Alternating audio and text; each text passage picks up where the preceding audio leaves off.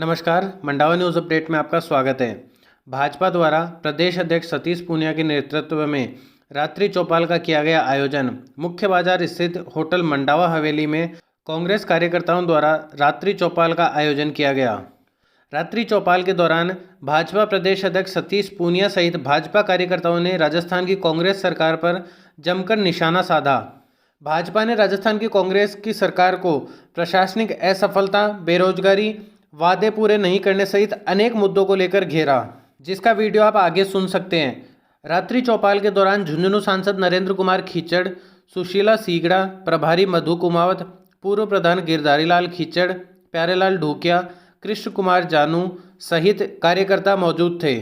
इसके बाद शनिवार शाम को जन आक्रोश रैली मंडावा पहुंची, जहां पर भाजपा कार्यकर्ताओं ने जमकर रैली का स्वागत किया। इसके बाद कार्यक्रम का आयोजन किया, जिसका वीडियो भी आप आगे देख सकते हैं। अगर आप मंडावा न्यूज़ अपडेट के व्हाट्सएप ग्रुप से जुड़ना चाहते हैं तो स्क्रीन पर दिए गए व्हाट्सएप नंबर पर मैसेज कर सकते हैं। मैं मंडावा नगर मंडल की तरफ से हमारे प्रदेश अध्यक्ष श्रीमान सतीश जी पूनिया का बहुत बहुत स्वागत करता हूं, अभिनंदन करता हूं और उनसे निवेदन करता हूं कि राज्य सरकार की विफलता और जो जन आक्रोश यात्रा मंडावा विधानसभा के अंदर और पूरे जिले में और पूरे राज्य के अंदर चल रही है, हमारे यहाँ कार्यकर्ताओं का और अधिक उत्साहित करने के लिए हमें मार्गदर्शन प्रदान करें श्रीमान अध्यक्ष जी। पहले मधु जी करेंगे इनका अनुभव क्या है और फिर आपको मोटिवेट करेंगे। आज मंडावा विधानसभा में हमारे लिए बड़ी सौभाग्य की बात है, आदरणीय डॉक्टर सतीश जी पूनिया हमारे राजस्थान के प्रदेश अध्यक्ष भारतीय जनता पार्टी के आज मंडावा में पधारना हुआ। ऐसा कल शाम से ही सूचना मिली कि आप पधारने वाले हैं, पर हमें रात के ऊपर की सूचना को आज ही मिली। हमें इंतजाम था कि आप यहाँ से बॉर्डर से पास होंगे, तब हमने कहा भी था कि एक सभा आपकी यहाँ पे रखें।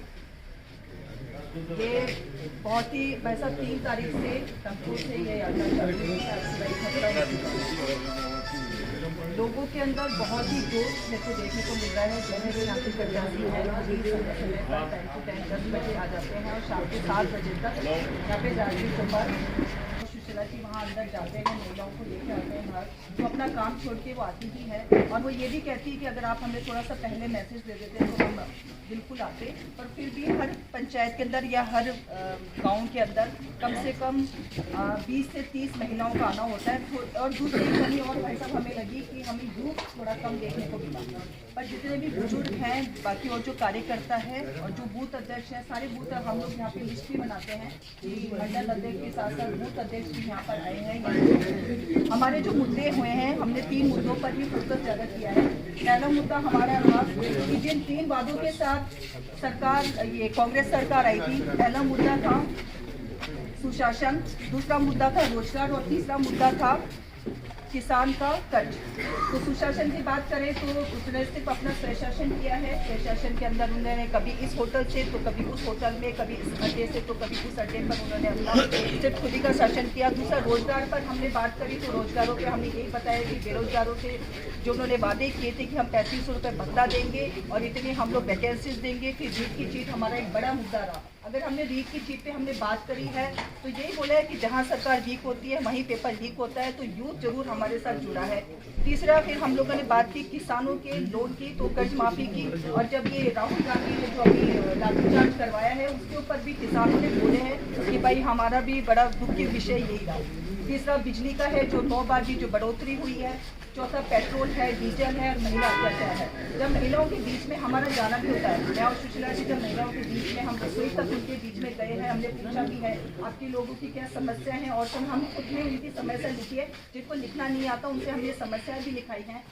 तो वैसे बहुत सारे मुद्दे हैं जो हमने उनके विषय में बीच में रखे, उनसे जानकारियाँ भी हमने हासिल की। हम लोगों ने पूरा अपडेट किया है, सारा लिखत में है और शाम को हम हर चीज़ की हम लोग रिपोर्टिंग भी दे रहे हैं और सबका बहुत अच्छा अनुभव भी है और साथ ही सब लोग बहुत अच्छा सहयोग भी कर रहे हैं। धन्यवाद। तो जैसे एक तो जो मेरा भी अनुभव और मैंने सुना भी लोगों से, राम मनोहर लोहिया जी की एक प्रसिद्ध उक्ति है कि जिंदा कौमें 5 साल इंतजार नहीं करती। उसका मतलब ये है कि लोकतंत्र में विपक्ष के नाते मुद्दे जिंदा रहने चाहिए और लोगों को उसकी जानकारी भी रहनी चाहिए और उसकी सत्ता और व्यवस्था के खिलाफ जो प्रतिक्रिया है उसको जीवंत करने का माध्यम ही ये यात्रा है। मेरे को टेलीफोन से व्यक्तिगत तौर पर भी बहुत लोग इन दिनों मिले, जो मैं कहता हूँ कि ये यात्रा अभी तो किसी को लगता होगा कि सामान्य जैसे पॉलिटिकल इवेंट है, इवेंट नहीं है, ये यात्रा गेम चेंजर होगी। क्योंकि जो मुद्दे जैसा अभी इन्होंने जिक्र किया, मैं जहाँ जाता हूँ पूछता हूँ कि भाई जो कर्जा माफी की बात करी थी वो पूरी हुई कि नहीं हुई, लोग मना करते हैं।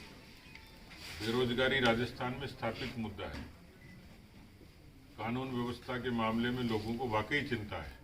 तो हमारा फर्ज यही था कि हम गांव तक जाएं, दरवाजे तक जाएं, पर्चे के रूप में जाओगे, मिस कॉल के रूप में जाओगे। तो एक तो ये मिस कॉल वाले कैंपेन को भी अपने को और ज़्यादा नीचे तक ले जाना है। इसमें जितनी बड़ी संख्या जुड़ेगी वही प्रतिक्रिया के रूप में आगे आएगी। बड़ा कारण बन सकता है यदि आप उसको सही जगह सही आखिर पहुंचाते हैं। चौपाल में नुक्कड़ सभा में 100 लोग भी होते हैं, यदि आपकी बात को एक्नॉलेज करते हैं, सुनते हैं, तो उसका असर होता है। यदि उन तक बात ही नहीं जाएगी तो चर्चा ही नहीं करेगा। जनता के बारे में एक चीज कही जाती है कि जनता की स्मृति थोड़ी छोटी है, अच्छे काम को भी जल्दी भूलती है और बुरे काम को। इसलिए विपक्ष के नाते उन चीजों को जिंदा रखना, जीवंत रखना, ये हमारा फर्ज है। और इसमें बुराई कोई नहीं है कि यदि आप किसी विपक्षी पार्टी के और मुद्दों को लोगों तक पहुंचा कर उनमें जागरण करके उनका मैंडेट तय करवाते हैं, तो अच्छा उत्साह है पूरे प्रदेश भर में, बड़ी अच्छी संख्या करें। ये बात ठीक है कि थोड़ी विवाह समारोह का असर था, पर आज जैसे पूरे स्टेट वाइड जो मैंने देखे, वीडियोस देखे, फोटो देखे, तो लोगों में अब यात्रा बहुत अच्छे तरीके से एस्टेब्लिश हो गई। 14 से 20 के बीच में जो जनाक्रोश सभाएं होंगी उनकी पहले से अभी से तैयारी अपने को करनी चाहिए। लेकिन एक अपने पास में अच्छी सहूलियत भी है, और जो मोटिवेशन वाली खबर इन दिनों थी कि गुजरात की प्रचंड जीत की मैं आप सब लोगों को बधाई देता हूं, क्योंकि ये भी सामान्य घटनाक्रम नहीं था जिस पर पूरी दुनिया की निगाह थी। गुजरात को विकास के नाते, विचार के नाते इस तरीके का स्थापित कर दिया कि ये जैसे राष्ट्रवाद की, हिंदुत्व की प्रयोगशाला है, ये विकास का मॉडल है। अशोक गहलोत जी गए थे प्रचार करने के लिए, वहाँ उन्होंने कहा कि गुजरात में राजस्थान मॉडल लागू करेंगे। तो मैंने कहा भगवान के लिए ऐसा तो मत करवाना, क्योंकि यदि राजस्थान मॉडल यही है कि जिसमें 17 बलात्कार, 7 हत्याएं रोज होती हों, जिसमें इस तरीके से किसानों को, नौजवानों को आत्महत्या पर विवश होना पड़े, जिस तरीके से भ्रष्टाचार है वो अपने को भी दिखता नहीं है, लेकिन उसकी खबरें आप रोज पढ़ते हो। कहीं न कहीं अखबार का कोई हिस्सा आपको खाली नहीं मिलेगा जहां करप्शन की चर्चा नहीं है। तो अपने लिए चुनौती भी है और अपने लिए एक सहूलियत भी है कि जनता के बीच में ये यात्रा एक राजनीतिक मुद्दे के रूप में स्थापित हुई है। अपने लिए बड़ा अवसर है अच्छे से इसको संपन्न करना, और आगे जो जनाक्रोश सभाएं होंगी उसमें भी जैसी अपेक्षा है कि भी अच्छी संख्या में वो होनी चाहिए। आपको खुद को ही महसूस हो गया होगा कि नीचे तक का कार्यकर्ता, चाहे छोटा मिला, बड़ा मिला, लेकिन बूथ तक का कार्यकर्ता एक्टिव हो गया। सोशल मीडिया पे, धरातल पे इतनी एक्टिविटी एक साथ नहीं थी कभी। होते हैं, करते हैं अलग अलग तरीके से, लेकिन राजस्थान में राजनीतिक गतिविधि के नाते एक साथ 1 तारीख से लेकर और ये मान लीजिए 20 दिन, तो बड़ी बात है। छोटी मोटी राजनीति में चीजें होती हैं जिसकी थोड़ी नकारात्मक चर्चा होती है, उसके अलग कारण होते हैं, लेकिन ओवरऑल मुझे लगता है कि बहुत अच्छा कार्यकर्ताओं के पार्टिसिपेशन के हिसाब से, मनोबल के हिसाब से, तो इसको बनाए रखना। दूसरी चीजें ये है कि जो अभी मोदी जी की सरकार ने 14 से 22 के कालखंड में खूब काम है, उसको भी जानकारी आपको आगे और मिलेगी। अभी हम खाली चर्चा करते हैं कुछ जो हमारी समझ में आते हैं उन मुद्दों की। दिल्ली में भी राष्ट्रीय पदाधिकारियों की बैठक थी, वहाँ अश्विनी वैष्णव जी ने कोरोना के बाद भारत की अर्थव्यवस्था, इस पर उनका प्रेजेंटेशन था। आपको ताजुब होगा क्योंकि वो एनालिसिस आप तक आता नहीं है। एक इकोनॉमिस्ट अखबार है जो अक्सर मोदी जी की और बीजेपी के खिलाफ लिखता है। उसने पहली बार लिखा कि दुनिया में जितनी अर्थव्यवस्था है, जो कोरोना के बाद जिनको संकट आया, केवल एकमात्र भारत ऐसा देश है कि जिसने उस आर्थिक संकट से मुकाबला करके अपनी रफ्तार को बनाए रखा। तो थोड़ी लंबी बात है, लेकिन उन्होंने कुछ सेक्टर तय किए, जैसे फूड है। इस समय दुनिया की जितनी डेवलपिंग अर्थव्यवस्थाएं 7 देश हैं, उन 7 देशों में हमारे लिए तो खुशी की बात है कि हम ब्रिटेन को पछाड़ के 5वीं बड़ी अर्थव्यवस्था बन गए। ब्रिटेन 6ठे नंबर पे, फ्रांस 7वें नंबर पे। जिसके उपनिवेश और गुलाम होते थे उसको इकोनॉमी के मामले में हमने पछाड़ दिया। चाइना अभी भी कोरोना से जूझ रहा है। यहाँ आप लोग सब सुरक्षित बैठे हो, 200 करोड़ से भी ज़्यादा लोग वैक्सीनेटेड होकर आराम से बैठे अपना काम कर रहे हैं। इकोनॉमी की रफ्तार है, जो जीडीपी की ग्रोथ है वो भी बराबर पैरामीटर्स पे है। उन्होंने कई चीज़ें बताई थी कि दुनिया में इन चीज़ों के मुकाबला करेंगे, तो किस देश में जिसने सबसे ज़्यादा अचीव किया है, तो वो आपको किसी अलग अवसर पर उसका प्रेजेंटेशन की कॉपी मिलेगी तो आपको समझ में आएगी। ऐसी बहुत सारी चीज़ें हैं कि जिन चीज़ों से देश में जो अभी आम चर्चा में नहीं है, लेकिन जिसका असर अर्थव्यवस्था पर भी है, जिसका असर आम लोगों के जीवन से और उसकी रोजी रोटी से भी है।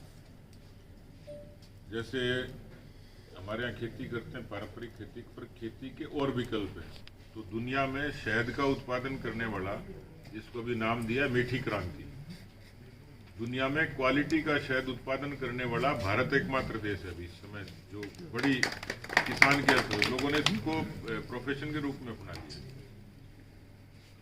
अंतरिक्ष में आने वाले समय में ऐसी हालत होगी कि भारत दुनिया का लीडर बनेगा।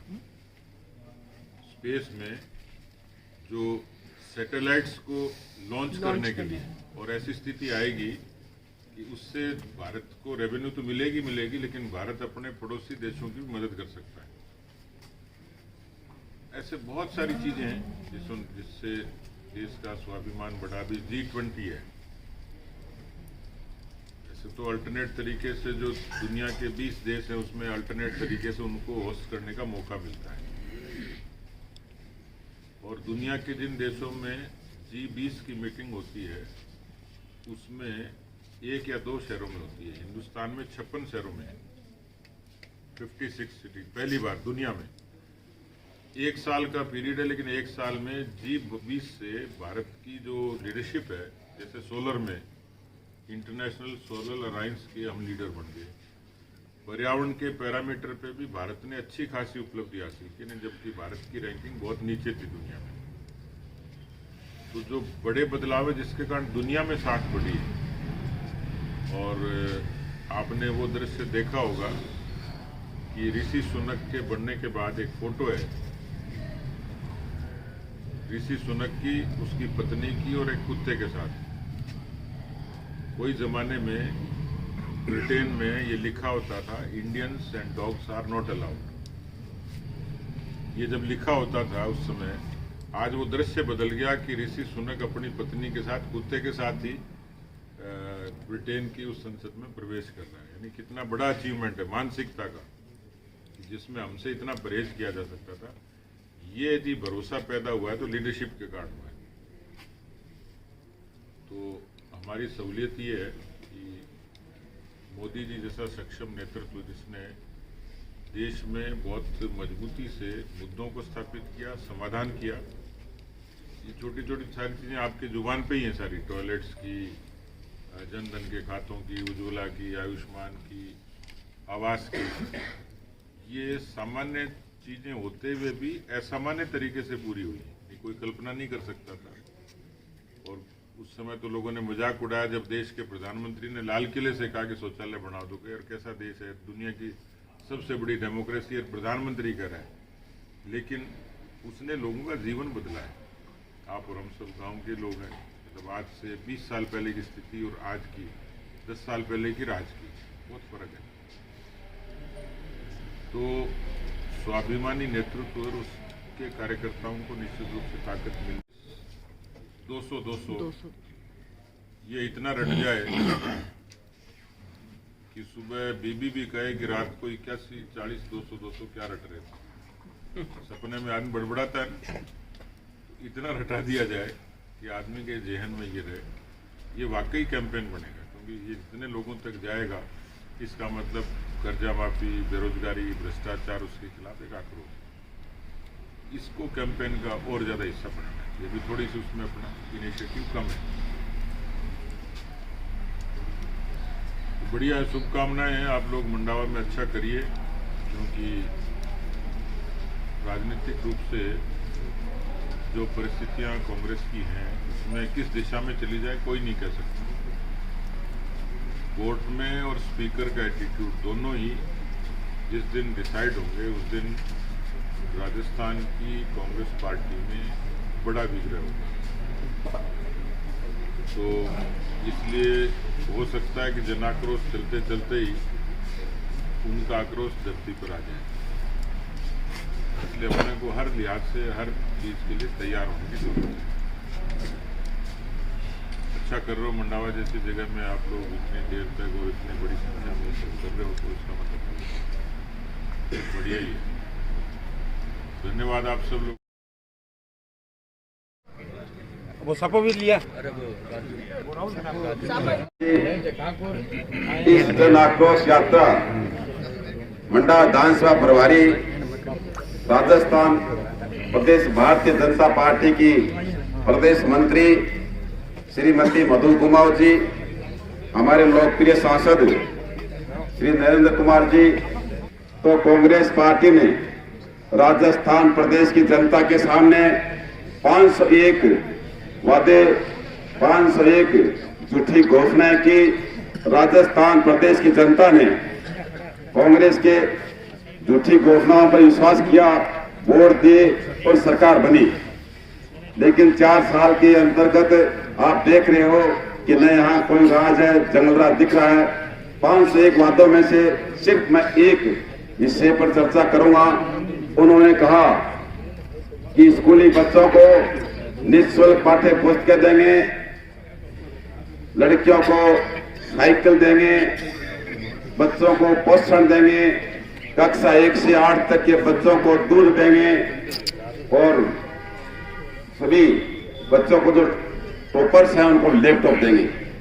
मैं आपको याद दिलाऊं कि अभी 6 महीने बीतने जा रहे हैं, नए बच्चों को यूनिफॉर्म मिली, नए बच्चों को लैपटॉप मिले, नए बच्चों को दूध मिला। जब विपक्ष ने घेरा तो आनंद फानंद में बाल गोपाल योजना का नाम देकर मंगलवार और शुक्रवार 2 दिन के लिए कक्षा 1 से 8 तक के बच्चों के लिए दूध शुरू किया। उसमें भी भेदभाव। झुंझुनू जिले की सरकारी स्कूलों में ही 50% आंगनबाड़ी केंद्र स्थित हैं, तो स्कूल में पढ़ने वाले बच्चों को कक्षा 1 से 8 तक के बच्चों को तो दूध दिया जा रहा है, लेकिन उसी परिसर में आंगनबाड़ी के केंद्र के जो बच्चे हैं 3 से 5 साल के बच्चे, उनको दूध नहीं दिया जा रहा है। तो बच्चे अपने आप को हीन भावना से ग्रसित हैं और वो देखते हैं कि बड़े भैया दूध पी रहे हैं तो छोटे भैया तरस रहे हैं। छोटे भैया घर जाकर अपने माता पिता को कहते हैं कि बड़े भैया को तो दूध पिलाते हैं, मम्मी पापा मेरे को तो दूध नहीं पिलाते। ये जनाक्रोश है। आप लोग इतनी बड़ी तादाद में आए, बहुत सुंदर कार्यक्रम किया। आयोजक मंडल का भी धन्यवाद, तमाम उपस्थित लोगों को बहुत बहुत धन्यवाद। आप सब लोग ये सोचते होंगे कि ना तो अभी कोई चुनाव है, ना कोई चुनाव की घोषणा हुई है, ना कोई कल वोट पड़ने वाला है, उसके बाद भी भारतीय जनता पार्टी का कार्यकर्ता रात और दिन गांव में आपके बीच में क्यों आया है? इस बात को बताने के लिए मैं खड़ा हुआ हूं। मैं पिछले 4-5 दिन में झुंझुनू जिले में भी गया और सीकर जिले में भी बहुत जगह गया हूं। भारतीय जनता पार्टी आप सबके बीच आप सबको कुछ बातें याद दिलाने के लिए आप सबके बीच आई है। 4 साल पहले जब कांग्रेस की सरकार बनी थी तब उन्होंने आप लोगों से कुछ वादे किए थे। आप सब लोग पढ़े लिखे हैं। मैं ये वादे को भारतीय जनता पार्टी नहीं करी, ना ये मंच पे बैठे लोग कह रहे हैं। कांग्रेस का मैनिफेस्टो, कांग्रेस का घोषणा पत्र आप सबने पढ़ा होगा, और नहीं पढ़ा हो तो आज भी मौजूद है, उसको पढ़ करके देखना। कांग्रेस के एक शहजादे राजस्थान में आए थे और उन्होंने घोषणा की थी, 1 से लेकर 10 तक की गिनती की थी, और ये कहा था हम किसान का कर्जा है वो माफ करेंगे 10 दिन के अंदर। हम आपको याद दिलाने आए हैं। हम आज कोई मोदी जी की योजनाओं की बात बताने के लिए नहीं आए, ना ही भारतीय जनता पार्टी की विशेषताओं को बताने के लिए आए। केवल मात्र उन लोगों की जो झूठ की बुनियाद पर आपको ठग करके ले गए और सरकार बना ली, वो याद दिलाने के लिए आए। न कर्जा माफ हुआ, एक घोषणा की थी इन्होंने युवाओं को बरगलाने के लिए कि शिक्षित बेरोजगार को 3,500 रुपए प्रति महीना भत्ता देंगे, उसके खाते में आएगा। एक भी बेरोजगार को 3,500 रुपए भत्ता नहीं मिला। ऐसी बहुत सी बातें हैं, एक एक बात को गिनाऊंगा तो सुबह से लेकर शाम हो जाएगी। ये सरकार झूठ की बुनियाद पे टिकी है। मैं बीकानेर से आ रहा था, हमारे कुछ नेता साथ थे। एक चाय की थड़ी पे जब चाय पीने बैठे तो एक बाबा जी से हमने पूछा, तो बाबा बोला जी हमने तो पिछली बार कांग्रेस को वोट दिया था, अब बोले अब नहीं देंगे। कहते ही बात क्या हुई? बोले हमें तो कहा रामेश्वर डूडी ने मुख्यमंत्री बनाया होगा। दौसा के सिकंदरा में जब हम गए, और मैं खेतरी में भी अभी 3 दिन पहले था, बोले जी हमने तो पूरे के पूरे गांव ने ठोक दिए थे वोट कांग्रेस को। किस लिए? बोले सचिन पायलट ने मुख्यमंत्री बनाऊंगा। तो सरकार बना किसी और को दिया, तो सरकार झूठ की बुनियाद पे टिकी है। वो कहते हैं ना कि सगाई में टापर तो कोई और दिखा दियो, बान में कहने और ने बैठा दिया और फेरा की जब को 300 ही लिया है। तो ये तो पूरी की पूरी झूठ की बुनियाद पे टिकी सरकार है। रीट में जो चीट हुई वो सब सारा युवा जानता है, और उसके उनका दिल जानता है उनके साथ क्या क्या हुआ। मैं बहुत ज्यादा बातों में नहीं जाना चाहता कि वक्ता भी बहुत है और समय कम है, इसलिए आप सबसे केवल इतनी गुजारिश करूंगा, और मैं भारतीय जनता पार्टी के प्रत्येक कार्यकर्ता से भी आग्रह करना चाहूंगा, इस यात्रा को जन आक्रोश यात्रा बनाए। जनता में जिस तरह का आक्रोश है, उस आक्रोश की आवाज भारतीय जनता पार्टी बने, यह उद्देश्य यात्रा का है। आदरणीय नरेंद्र जी खिचड़ हैं, जो आपके लोकप्रिय सांसद हैं। आदरणीय दिनेश जी दवाई हैं, आदरणीय प्यारेलाल जी हैं, आदरणीय मेरी बड़ी बहन सुशीला जी हैं, आदरणीय हमारे के जानू जी भी हैं, आदरणीय गिरधारी जी हैं, इनका और मंचस्थ अतिथि मंडल अध्यक्ष, आपका सबका स्वागत है और अभिनंदन है। 3 तारीख से पहले, उससे 2-3 दिन पहले, आपको पता है जब कोई भी कार्य करते हैं तो उसकी रणनीति तैयार की जाती है। तो मैं सबसे पहले स्वागत और अभिनंदन की जो पात्र हैं वो आदरणीय महेंद्र जी हैं, जिन्होंने लगातार रात के 12-12 बजे तक, हम तो फिर भी 8 बजे तक फ्री हो जाते हैं, पर लगातार रात के 12-12 बजे तक भी ये काम करते हैं, अगले दिन की तैयारी में जुट जाते हैं। आपका भी स्वागत है। सह संयोजक के रूप में आदरणीय संजय जी, जिन्होंने इतना अच्छा कार्यक्रम रखा है, आपका भी स्वागत और अभिनंदन है। संगठन की मूल तो थोड़ी मैं संगठन की चर्चा आप लोगों से करना चाहूंगी, क्योंकि आपको सबको पता है कि ये जन आक्रोश आंदोलन हमें सिर्फ यही खत्म नहीं करना है। कल 11 तारीख है, 3 तारीख से लेकर 11 तारीख तक इसका समापन है। 15 गाँव में हम इसका समापन करेंगे शाम को। पर मैं ये चाहती हूँ कि 1 साल अभी चुनाव की है, तो हमें ये जो आक्रोश है अभी अपने दिल में इसको रखना है। ऐसा नहीं कि हम कल ही शाम को इसको खत्म कर दें और हम लोगों से चर्चा करना बंद कर दें। ये सिर्फ आप लोगों को अभी बूस्ट दिया गया है, कि आप लोग चार्ज हो सके, और ये निरंतर 1 साल तक आप चार्ज ही रहे, क्योंकि अगले साल चुनाव है। मैं नहीं चाहती कि कोई भी त्रुटि हमारी रह जाए और हम दोबारा कांग्रेस सरकार के बीच में हमें रहना पड़े, क्योंकि मैं बात करना चाहूंगी उन महिलाओं की, महिला अत्याचार की। आपको पता है 1,60,000 से भी अधिक महिलाओं पे अत्याचार हुए हैं। और 27 ये और रिकॉर्ड बातें हैं, 27,000 रेप केस दर्ज है। उन महिलाओं से मैं बात करना चाहूंगी जो जयपुर की बात मैं करना चाहूंगी। जयपुर में महिला शिक्षिका को किस तरीके से जिंदा जला दिया जाता है और कुछ साल पहले 1 या 2 साल पहले एक छोटी बच्ची के साथ रेप करके उसे कुएं में फेंक दिया जाता है। और तो और एक अलवर के अंदर किस तरीके से एक बच्ची के साथ रेप होता है, मंदबुद्धि बच्ची है, और जब उसे पूछा, जब डॉक्टर से बात की जाती है कि क्या हुआ, तो उन्होंने कहा हमने हमारे जीवन में इस तरीके का ऑपरेशन कभी नहीं देखा, और बाद में उसको झुठला दिया जाता है दूसरे दिन और कह दिया जाता नहीं सिर्फ एक एक्सीडेंट था। कि रेप होते तो है पर ये लोग उसको उजागर नहीं करते, छुपाने की बहुत कोशिश करते हैं। तो मैं ये चाहूंगी महिला के सम्मान के लिए अब आप लोगों को रोड पे आना पड़ेगा, और के सम्मान के लिए पता नहीं आप आओ ना आओ, पर महिला के सम्मान के लिए आपको आना पड़ेगा, क्योंकि वो आपकी घर की बेटी है, बहन है और आपकी माँ है। अब चर्चा है, एक बात मैं और आपको संगठन की हूँ, तो संगठन की एक चर्चा और करना चाहेंगे। आज हमारे पास मैसेज आया कि मंडावा विधानसभा में हमें कम से कम 50,000 मिस्ड कॉल करने हैं, यानी कि जन आक्रोश आंदोलन से जुड़ने के लिए आप तो कर ही रहे मैसेज, अभी हम आपको मिस्ड कॉल करवाएंगे, पर अधिक से अधिक आप जहां पर भी बैठे, आपके घर में जाएंगे तो 3 या 4 फोन सबके पास है। आजकल एक घर में सबके पास फोन मिल जाएगा, तो सबके सही, ऐसा नहीं कि आप ही ने मिस्ड कॉल कर दिया तो इनफ, पर आपको अपने परिवार में भी सबको मिस्ड कॉल करवाना है, अधिक से अधिक जुड़ना है, तभी हमारी इसमें गिनती चालू हो पाएगी। इस आंदोलन को व्यापक करने के लिए मैं आप लोगों से फिर विनती करना चाहती हूँ, ये जन आक्रोश व्यापक कैसे हो, इसकी चिंता हमें निरंतर 1 साल तक करनी पड़ेगी। फिर जनता में आप जाते हैं तो हम जनता को क्या मैसेज दे रहे हैं और हम जनता से क्या लेकर जा रहे हैं, ये भी आप लोगों को चिंता करना पड़ेगा। अभी बहुत सारे वक्ता हैं, हम आदरणीय नरेंद्र जी से भी सुनेंगे। आप लोगों को केंद्र की योजनाओं की सारी जानकारी है, तो उन जानकारियों को भी हमें बताना है कि आदरणीय प्रधानमंत्री मोदी जी ने आपके लिए क्या किया है, और यहाँ की सरकार ने, इस भ्रष्टाचार सरकार ने, इस भ्रष्ट सरकार ने हमारे साथ ये सरकार क्या कर रही है। मैं अपने शब्दों को यही विराम देती हूँ। धन्यवाद। में भारतीय जनता पार्टी के सभी कार्यकर्ता आप पधारे हो, उस रात्रि चौपाल को सफल बनाया है, इसके लिए आपका बहुत बहुत धन्यवाद और बहुत बहुत आभार। आशा नहीं पूर्ण विश्वास है आगे भी 1 वर्ष पड़ा है, जो हमारा उद्देश्य है जन आक्रोश यात्रा का, वो निश्चित रूप से आप पूरा करेंगे। कांग्रेस ने सभी वर्गों को धोखा देकर के अपनी सरकार बनाई थी, और सुंदरा जी ने 50,000 रुपये तक का लोन माफ किया था, और उन्होंने कहा कि किसानों का हम संपूर्ण ऋण माफ कर देंगे, संपूर्ण ऋण माफ भी 10 दिन में कर देंगे।